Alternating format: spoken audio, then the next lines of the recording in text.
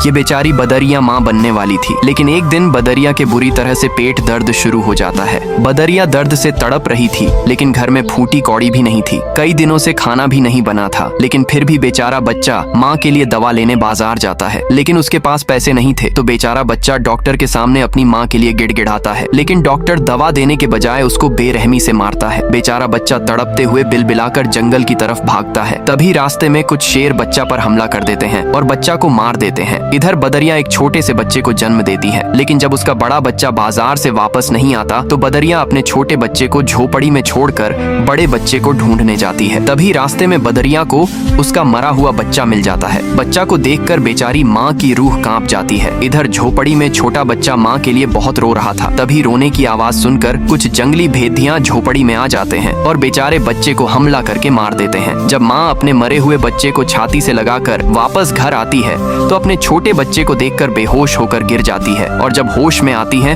तो दोनों बच्चों को गोदी में लिए चीख चीख कर रोती है और फिर हजारों सालों तक अपने बच्चों की याद में बच्चों को छाती से लगाकर उसी जगह भूखी प्यासी बैठी रहती है और हमेशा के लिए अपने प्राण छोड़ देती है। लेकिन आपने इस बेचारी माँ के लिए फिर भी लाइक और सब्सक्राइब नहीं किया।